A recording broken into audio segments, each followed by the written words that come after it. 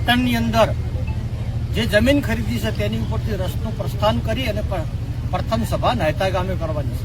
સદારામ સેવા સમિતિ ગુજરાતનું અભિયાન છે કે સમગ્ર ઉત્તર ગુજરાતમાં ઠાકોર સમાજની દીકરીઓમાં જે શિક્ષણનો અભાવ છે કે તમામ દીકરીઓને શિક્ષણ મળી રહે, પાટણમાં રહીને અભ્યાસ કરી શકે અને આગામી 10 વર્ષની અંદર આ સમાજ સમસ્ત સમાજ સમરસ થાય, સમરસ થઈને દીકરીઓને ઉચ્ચ શિક્ષણ આપી અને સમાજની પ્રગતિ થાય એવું અભિયાન હાથ ધરેલું છે.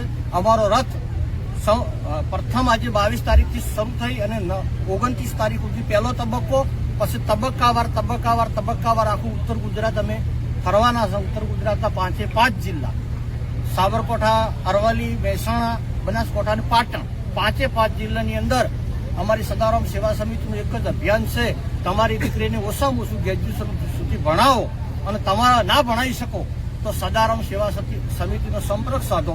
સમિતિ તમને તમામ પ્રકારની મદદ કરશે, હેલ્પ કરશે, યોગ્ય માર્ગદર્શન આપશે અને તમારી દીકરી ઉચ્ચ કક્ષાએ શિક્ષણ મેળવીને આગળ જાય એવા સદૈવ અમારા સદારામ સેવા સમિતિના પ્રયત્ન છે.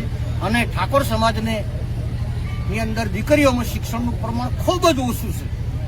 તેની ચિંતા કરીને ભારત દેશમાં ના હોય એવી હાઈટેક લાઇબ્રેરી બનાવી, ભાડાની હોસ્ટેલ બનાવી અને સમગ્ર ઉત્તર ગુજરાતના ક્ષત્રિય સમાજને હું એક આહવાન કરું છું કે 6 નવેમ્બર 2025ના રોજ આ જગ્યા ઉપર ઠાકોર સમાજની દીકરીઓ માટે ભવ્ય હોસ્ટેલનું નિર્માણ કરવાનું છે. તો ભૂમિપૂજનના દિવસે સમસ્ત ઠાકોર સમાજ વધારે અને હોસ્ટેલ એવી બનશે કે ભારત દેશમાં ના હોય એવી બનાવવાની છે. એવો સદારામ સેવા સમિતિ અને સમસ્ત સમાજનો મારો સંકલ્પ છે.